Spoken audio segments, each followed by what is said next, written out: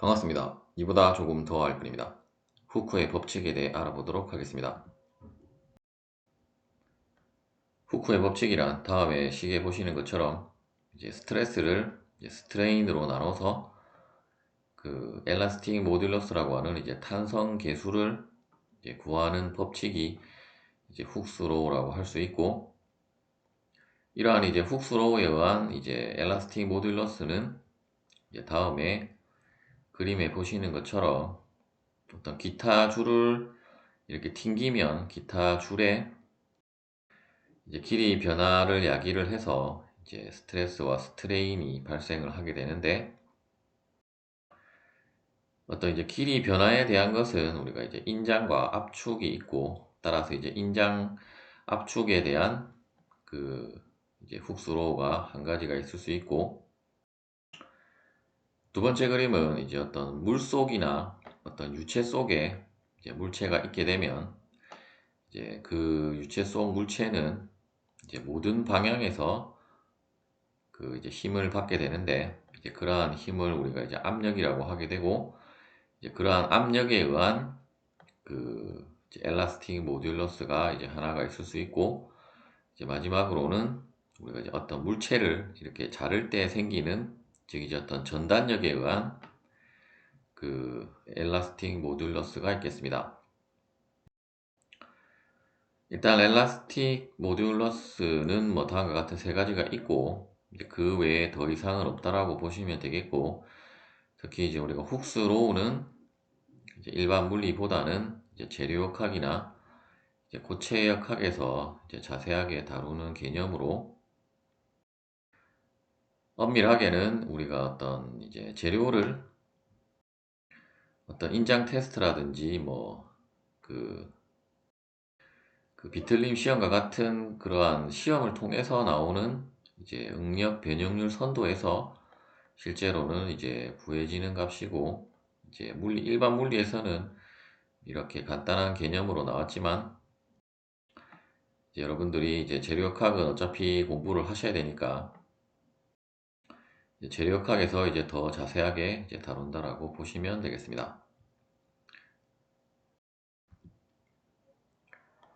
먼저 이제 인장과 압축에 의한 이제 스트레스와 스트레인, 그리고 이제 거기에 해당되는 이제 그 탄성 계수인 영스 모듈러스에 대해 알아보도록 하겠습니다. 우리가 어떤 물체를 이제 초기 길이가 L0인 다음과 같은 물체를 이제 아래 그림에 보시는 것처럼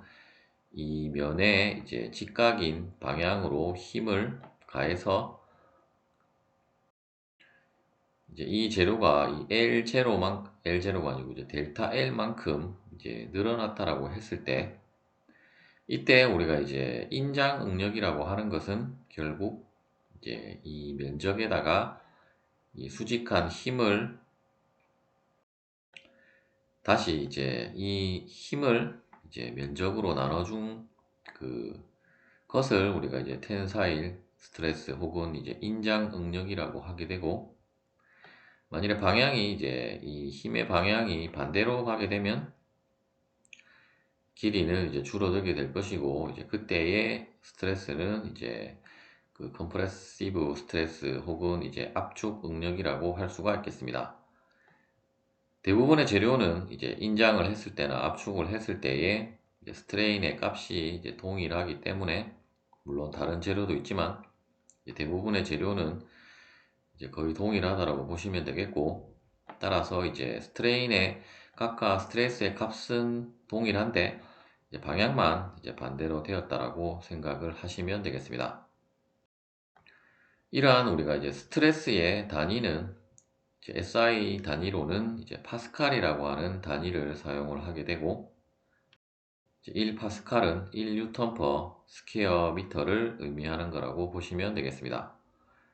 또한 우리가 이제 영미 단위계에서는 이제 푸사이라고 하는 이제 파운드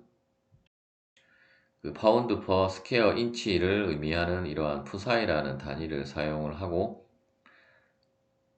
따라서 이제 우리가 SI 단위와의 한상관계는 이제 1푸사이는 6895 파스칼이 되고, 이제 이 관계식에 의해서 이제 1파스칼은 1.450 곱하기 10의 마이너스 4제곱 푸사이가 되겠습니다. 우리가 앞서 이제 훅스로우에 의해서 이제 영스 모듈러스는 이제 y로 표기를 하고, 이제 그 정의대로 하면 결국 이 응력을 이 스트레인으로 나눠준 것이기 때문에 다음과 같이 이제 표현이 되었다라고 보시면 되겠습니다. 시어 스트레스와 스트레인에 대해 알아보도록 하겠습니다. 이제 시어라는 말이 들어가면 우리가 앞서 그 사진에서 이제 가위로 어떤 물체를 이제 자를 때 이제 발생이 되는 응력이 이제 시어 스트레스라고 할 수 있고, 그때의 변형률을 스트레인이라고 하게 되는데, 그림에 보시는 것처럼 우리가 앞서 인장 압축은 어떤 크기 변화, 즉 이제 길이 변화를 동반했다라고 하면, 이러한 시어 스트레스는 이제 크기는 변하지는 않는데 이제 다음에 보시는 것처럼 모양이 이제 변형이 되는 이러한 경우에 있어서는 우리가 이제 시어 스트레스, 스트레인이라고 할 수 있고, 이때 이제 우리가 앞서와 다른 것은 이제 이 면적에 대해서 앞서는 이제 직각인 방향의 힘들이 작용을 했다라고 하면, 이 면적에 대해서 이제 다음과 같이 평행한 방향으로 이제 작용을 하면 이제 전단력이 작용을 했다라고 할 수 있고, 이제 이러한 전단력을 이제 면적으로 나눠준 값이 이제 시어 스트레스라고 할 수 있고, 이제 시어 스트레인은 항상 이제 스트레인이라고 하는 것은 이제 원래의 의미는 이제 초기 그 어떤 치수에서 그 초기 치수분의 이제 변형량을 우리가 스트레인이라고 하게 되는데, 우리가 시어 스트레인에 있어서는 이제 엄밀하게는 우리가 이제 각변이인데, 우리가 이제 그 탄젠트나 그 사인 같은 경우는 이제 각도가 아주 미소하게 되게 되면 우리가 탄젠트 시타는 우리가 만일 a분의 b라고 하면 그때 이제 시타가 아주 미소한 값이면 그냥 탄젠트 시타는 시타와 같게 되게 되고, 따라서 이제 시타는 이제 a분의 b로 이제 쓸 수 있기 때문에, 원래 이제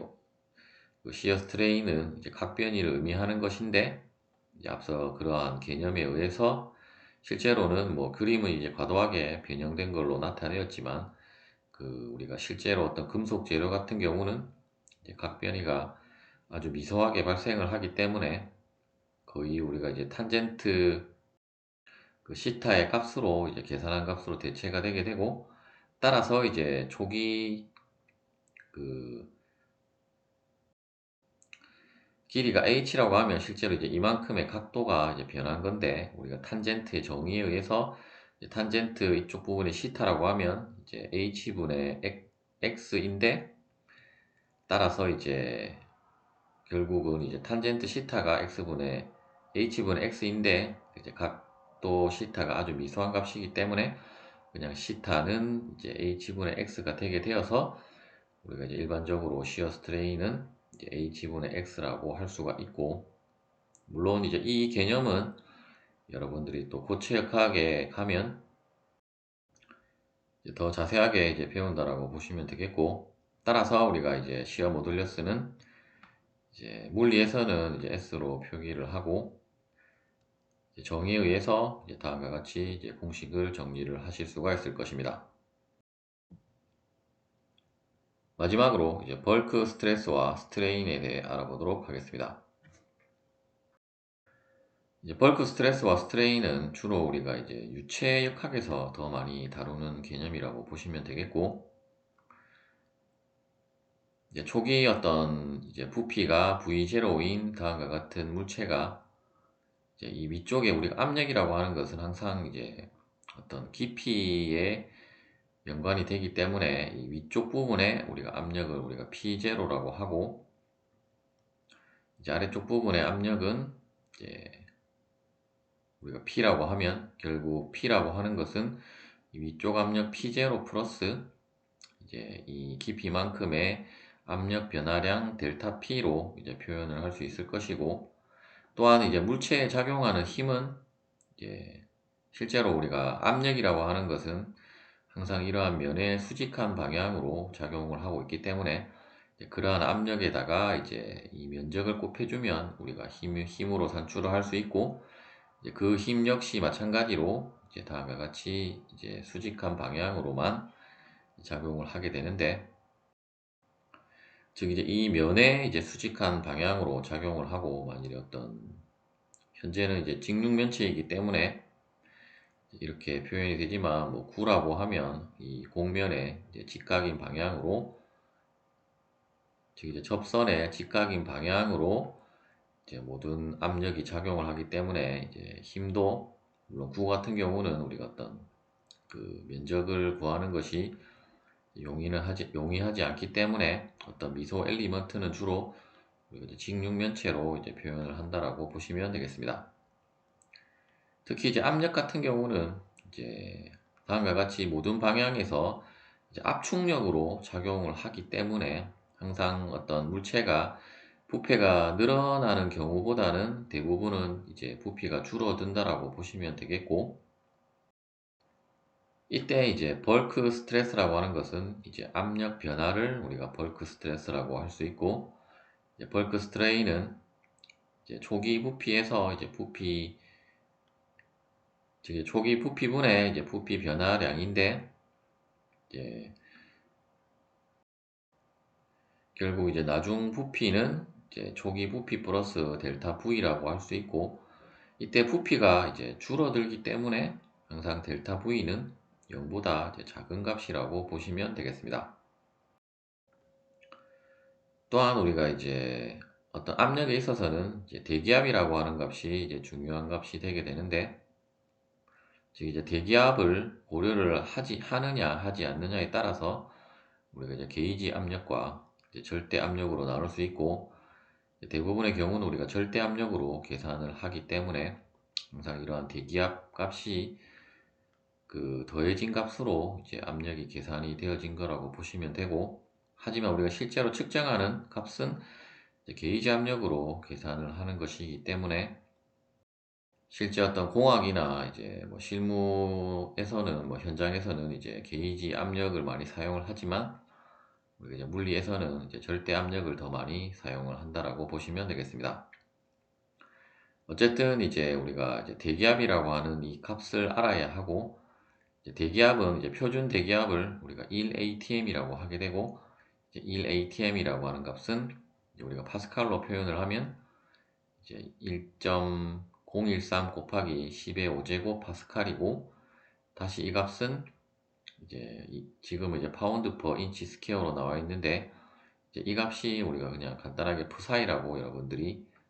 그 표기를 해도 되고, 따라서 이제 1atm은 그 14.7 파운드 퍼 스퀘어 인치 혹은 14.7 이제 푸사이와 같은 값을 가지게 되겠습니다. 특히 이제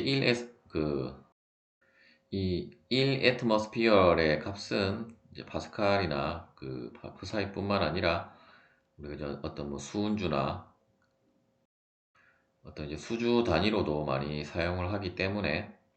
일단 그 부분에 대한 것은 제 채널에 이제 단위를 정리한 그 영상이 있는데, 이제 그 부분을 참고를 하시면 되겠습니다. 벌크 모듈러스는 이제 종이에 따라서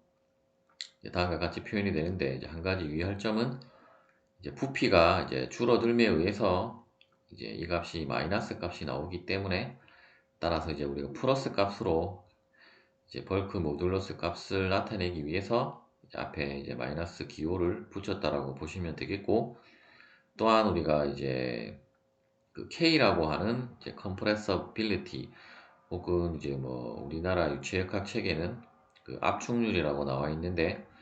이제 압축률이라고 하는 이제 이 벌크 모듈러스의 이제 역수라고 하는 또 개념이 나오게 되는데, 즉 우리가 이제 물체가 이제 벌크 모듈러스가 클수록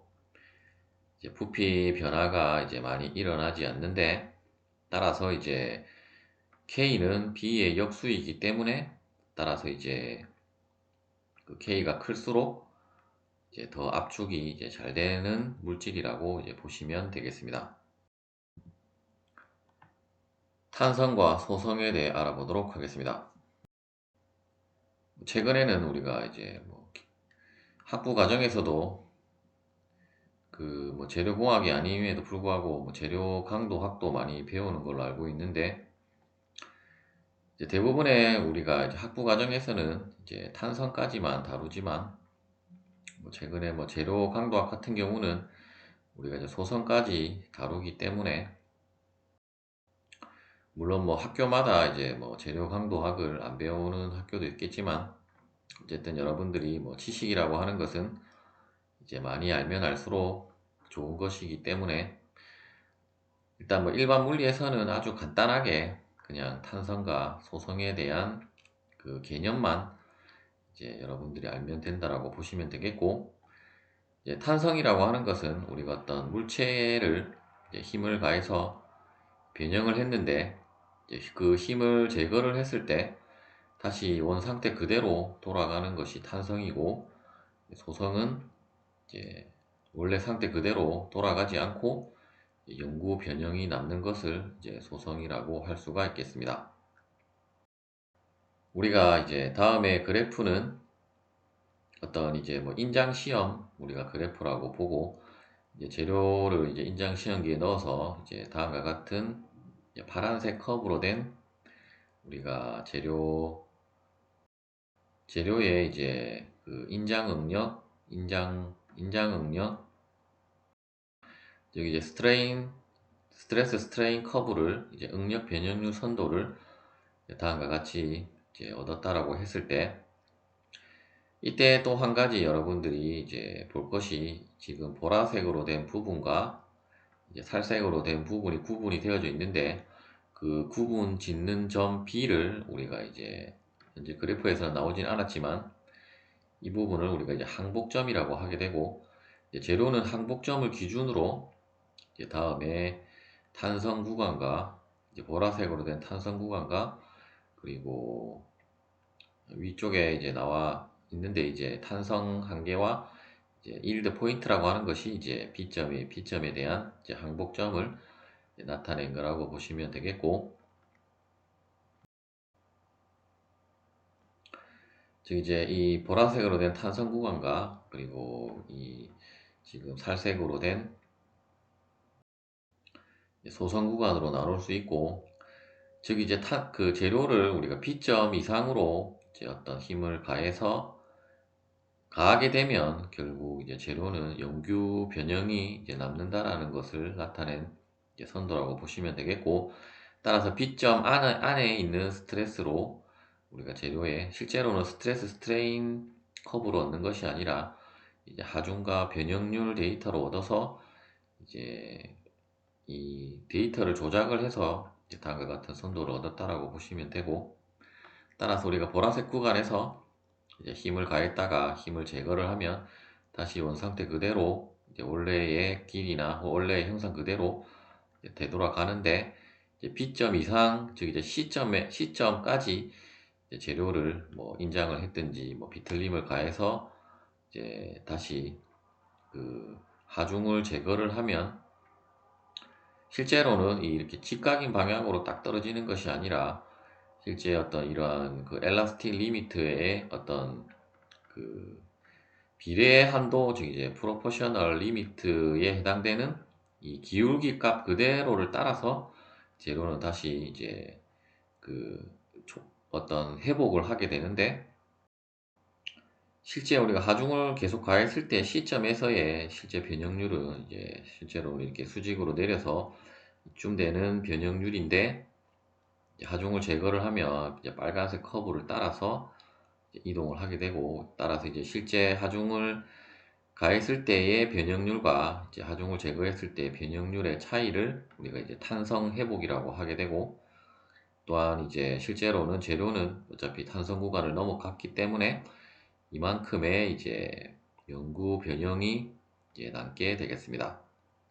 실제로 이제 0으로 가야 원래 상태 그대로 간 거고, 이만큼의 변형률이 있기 때문에 이제 영구 변형이 남은 거라고 보시면 되겠고,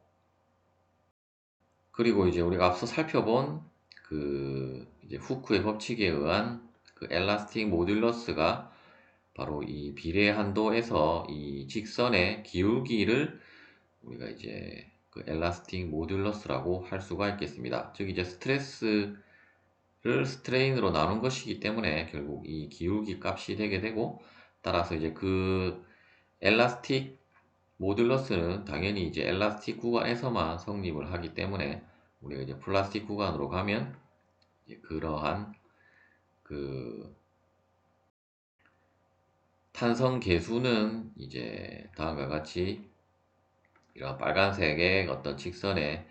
그 거동을 우리가 예측을 할 때 이제 사용이 된다라고 보시면 되고, 실제 어떤 값의 계산은 이 비례 한도 내에서 이제 계산이 되어진다라고 보시면 되겠습니다. 그리고 이제 점점 이렇게 재료는 어떤 이제 피크점을 찍었다가 다시 이제 하중이 이렇게 계속 가함에도 불구하고 응력은 계속 떨어지면서 결국 D점에 가서는 그 이제 파단이 되게 되고, 하지만 우리가 이제 실제 선도는 계속 이제 올라가는 것이 되게 되고, 이렇게 그래프가 이러한 식으로 꺾인 것은 어떤 그 네킹이라고 하는 현상에 의해서 이제 단면적이 계속 작아지기 때문에 이러한 현상이 이제 발생이 되었고, 이제 그러한 단면적이 작아지는 것을 이제 고려를 하지 않고 이제 초기 단면적을 계속 그대로 사용을 했기 때문에 이제 이러한 그래프가 이제 그려진다라고 보시면 되겠습니다. 여러분들이 이제 고체역학에서는 이제 이러한 파란색의 커브를 이제 공칭 응력 변형률 선도라고 하고, 이제 실제 그 계속 증가하는 것은 이제 진응력 진변형률 선도라고 이제 따로 이제 구분을 하기도 하는데, 이제 그러한 개념은 여러분들이 이제 고체역학이나 재료역학에서 이제 자세하게 이제 배운다라고 보시면 되겠습니다. 그리고 이제 재료의 어떤 그 성질에는 우리가 크게 이제 탄성과 소성으로 구분을 짓긴 했지만, 실제 어떤 우리가 고무와 같은 그 초탄성 재료도 있고, 어떤 형상 기억 합금과 같은 그 뭐 슈퍼 엘라스틱, 그리고 뭐 또 우리가 점성이라고 하는 성질이 있고, 이제 점성도 이제 점소성, 뭐 점탄성과 같은 이제 재료의 성질에는 여러 가지가 있는데, 이제 다음은 이제 어떤 그 고무 소재의 그 이제 응력 변형률 선도로, 고무 같은 재료는 실제로 이제 뭐 하이퍼 엘라스틱이라고 해서 이제 상당히 신장량이 그 일반 재료에 비해서 그 수배 이상 큰 물질을 우리가 이제 고무라고 하게 되는데, 혹은 뭐 엘라스토머라고도 하는데, 이제 그러한 재료는 다음에 보시는 것처럼 어떤 이제 그 재료를 이제 인장을 할 때는 이제 다음과 같은 커브를 이제 비선형의 커브를 따라가다가 이제 하중을 그 제거를 하면 이제 일반적인 재료는 어떤 탄성 한도라고 하면 다음과 같이 이 커브 그대로 따라서 이제 가야 되는데, 이제 다음에 보시는 것처럼 이제 점선으로 된 그 커브를 따라서 이제 원래 형상 그대로 이제 되돌아가게 되는데, 이제 이러한 그 현상은 이제 다음에 보시는 것처럼 어떤 스프링 백에 의해서 이제 발생이 되게 되고, 이제 이러한 현상을 우리가 이제 엘라스틱 그 히스테리시스라고 하겠습니다. 예제를 풀어보도록 하겠습니다. 초기 부피가 0.50 세제곱미터인 황동구가 초기의 대기압에서 이제 바닷속으로 들어갔을 때 부피 변화를 구하라는 문제가 되겠습니다. 초기 이제 대기압은 1.0 곱하기 10의 5제곱 뉴턴 퍼 미터 제곱이고, 바닷속 압력은 2.0 곱하기 10의 7승 뉴턴 퍼 미터 제곱이고,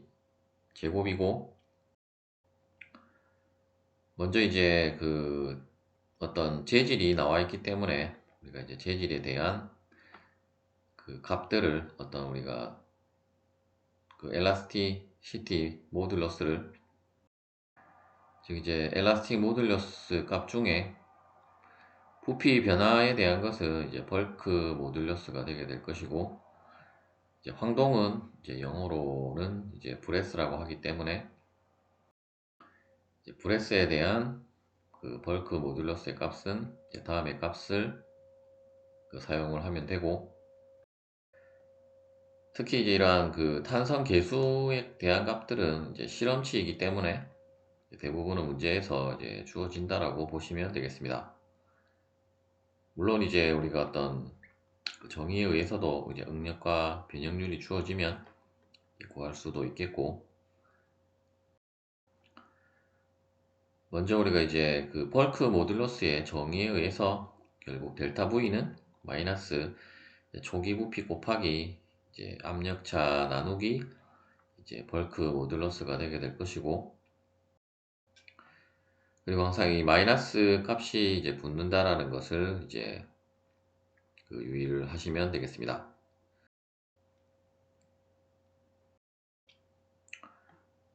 값들이 다 주어져 있었기 때문에 이제 여러분들이 항상 문제를 풀 때는 이제 단위 한 사례만 이제 유의를 해서 이제 값을 다 대입을 해서 이제 계산을 해보면 이제 부피 변화는 마이너스 1.6 곱하기 10의 마이너스 4제곱 미터 세제곱이 되고, 이제 마이너스가 붙었기 때문에 이제 부피는 이제 줄어들었다라고 보시면 되겠습니다. 즉 이제 이만큼 이제 조기 부피에서 이제 줄어들었기 때문에 만일에 뭐 또 나중 부피를 구하라고 하면 이제 이 조기 부피에다가 이 값을 빼주면 이제 물 속에 있는 이제 바다 속에 있는 이 황동구의 이제 부피가 되겠습니다. 시청해 주셔서 감사합니다.